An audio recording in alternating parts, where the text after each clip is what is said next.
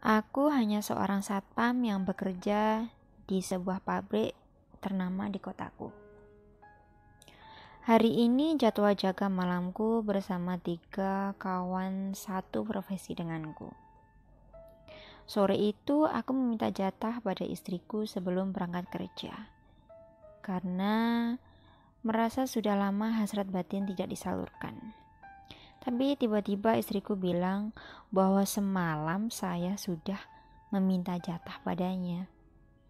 Tapi karena hasrat sudah menggebu-gebu, aku pun tidak memikirkan apa yang diucapkan oleh istriku. Saya menganggap bahwa apa yang diucapkannya adalah sebagai alasan. Setelah melakukan hubungan intim, aku bergegas membersihkan diri karena waktu sudah mepet untuk berangkat kerja. Dan saya memberitahu istriku bahwa kemungkinan nanti malam saya pulangnya telat.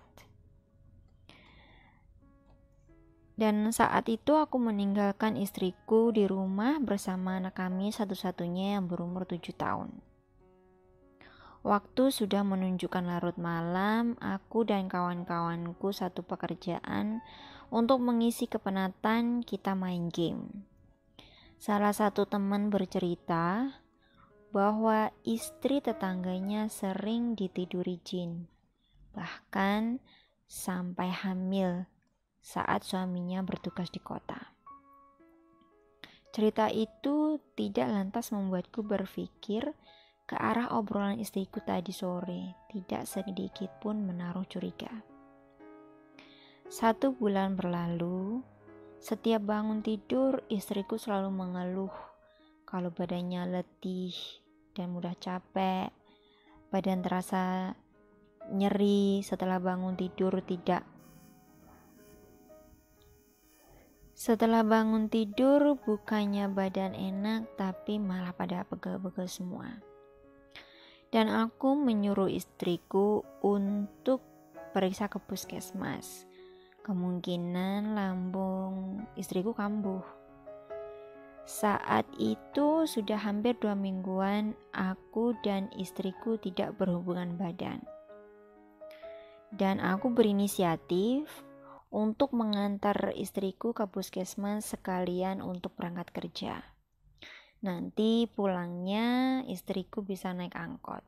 Mintaku yang siap-siap akan berangkat kerja untuk shift siang dan pulang ke rumah sekitar jam 9 malam. Istriku di situ mengiyakan dan ia bergegas untuk berganti baju. Setelah sampai di depan puskesmas, aku meminta istriku masuk seorang diri dan aku berangkat kerja. Malam itu motorku mendadak mogok. Sudah dikotak-katik, tidak mau nyala. Karena waktu itu sudah larut malam, jadi bengkel pun sudah tutup. Saat itu temanku menghampiri, menanyakan bahwa apa mau diantar pulang. Dan seketika itu aku menyetujuinya dan motorku simpan ada di posko. Di tengah jalan, Kang Agus mampir membeli martabak pesanan anaknya dan aku membeli sate dan waktu jam pulang pun lewat dari biasanya. Sesampainya di rumah, istriku tidak menyambutku pulang. Yang terlihat hanya anakku yang sedang nonton TV. Saat itu aku mengucapkan salam dan anakku menjawab salamku. Saat aku tidak melihat istriku ada di sana, aku menanyakan ibunya kemana pada anakku. Dan anakku menjawabnya bahwa ibu sedang ada di kamar. Kutaruh kantong sate di atas meja, lantas aku masuk ke dalam kamar. Saat aku masuk, kudapati tempat tidur berantakan. Biasanya sih rapi, tapi kok ini berantakan seperti habis dipakai tidur. Sejenak pikiranku sempat liar penuh tanda tanya, namun segera ku tepis. Mungkin istriku yang tidur siang, terus dia malas merapikannya kembali. Aku segera ganti baju biasa, ku gantungkan baju tugasku di balik pintu. Aku pun melangkah keluar kamar, istriku sudah terduduk di sofa dengan wajah pucat seperti kelelahan. Ia tersenyum genit ke arahku. Entah apa yang ada di dalam pikirannya. Dan istriku menanyakan, "Ayah tadi beli sate. Belum pada makan kah?" tanyanya. Dan anakku sangat girang saat melihat sate ada di depannya. Istriku berjalan menghampiriku. Dan dia mengatakan bahwa ayah tahu aja kalau istrinya lagi lapar. Dan dia mengucapkan sambil melempar senyum genit ke arahku. Saat kami makan, kuperhatikan istriku makan dengan lahapnya seperti orang habis ngegarap sawah. Tumben, biasanya dia paling anti makan nasi di malam hari. Katanya sih takut gemuk. Kok semalam ini segitu lahapnya makan nasi, batinku. Seusai makan, karena waktu sudah menunjukkan jam 10 lebih, hampir pukul 11 malam, sedangkan istriku sudah masuk kamar terlebih dahulu. Katanya capek, mau tidur duluan. Aku memperhatikan istriku tidur, kuraba tubuhnya, kukecup penuh kasih sayang layaknya suami kepada istrinya.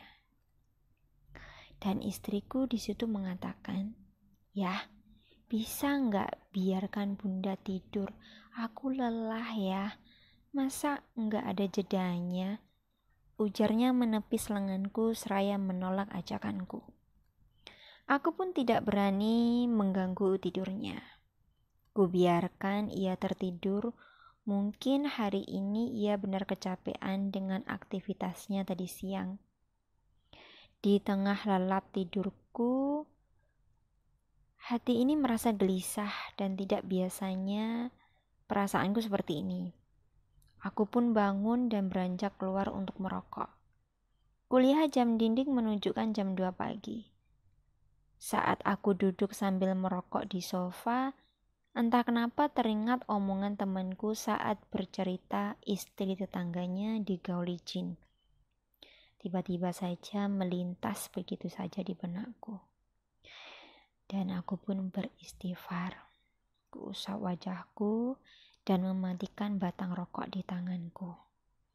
Saat langkah kaki akan masuk ke dalam kamar, sayup-sayup mendengar seperti desaan seorang di dalam kamar. Aku bergegas membuka handle pintu. Ketika saklar lampu kunyalakan, seperti ada bayangan yang lenyap bersamaan dengan terangnya sinar lampu kamar. Dan aku pun beristighfar. Posisi istriku tidur terlentang. Daster yang ia kenakan terangkat hingga ke atas perut. Aku segera membangunkannya. Ia pun terkejut saat kubangunkan. Tatapan matanya kosong menatapku kebingungan. "Ada apa ya?" tanya istriku. Dan seketika pun aku menanyakan, "Bunda mimpi apa?" Tanyaku sedikit memaksa. "Bunda gak mimpi apa-apa ya. Lalu bayangan apa yang aku lihat tadi? Apa hanya halusinasiku saja?" Dan aku pun henti-hentinya mengucapkan istighfar. Tangannya merangkul tubuhku memberi kode ia mengajak. "Bun, apa-apaan sih?" ujarku menepis tingkahnya yang agresif. "Tuh kan, tadi pas bunda tidur ayah ngeraba-raba. Giliran sekarang bunda sudah terpancing malah gitu," jawabnya ketus. Saat istriku mengatakan itu, "Kapan ayah ngeraba ndah?" tanyaku dengan mimik wajah serius. "Barusan lah, ayah ini pura-pura gitu," sanggapnya. Dalam hati, aku berucap beristighfar. Sepanjang malam kupeluk erat tubuh istriku seakan tak membiarkan siapapun menyentuh tubuhnya sekalipun itu setan. Aku simpan kegundahan hatiku karena tidak mau membuat istriku panik dan merasa ketakutan. Walau pikiranku sudah menjerumus ke arah hal negatif. Karena sifat laki-laki lebih ke hal mencari tahu terlebih dahulu suatu kebenarannya tanpa harus terburu-buru. Keesokan paginya, tingkah istriku yang terus bolak-balik ke kamar mandi karena kebetulan hari ini libur kerja. Jadi, aku bisa memperhatikan gelagat istriku. "Kamu kenapa, Bun? Dari tadi bolak-balik kamar mandi, apa sakit perut?" tanyaku. "Bukan sakit perut ya, anunya Bunda gatal-gatal. Sepertinya keputihan karena mau datang bulan," jawabnya. Sudah hampir seminggu istriku masih merasakan gatal-gatal di area vaginanya. Semua macam obat pun sudah diminum. Aku sengaja tidak meminta jatah kepadanya, tapi kenapa dia tidak meminta seperti biasanya istriku akan merayu jika lama tak digauli, tapi kok ini dia biasa-biasa saja. Padahal sudah 1 bulan lebih, yang terakhir itu saat sore hari sebelum aku berangkat kerja. Kecurigaanku makin kuat apalagi di saat melihat di wajah istriku yang terlihat pucat. Aku meminta ibuku untuk datang dan menjaga istriku saat aku ada shift malam. Mungkin di lain cerita saya akan menyambungkan cerita ini.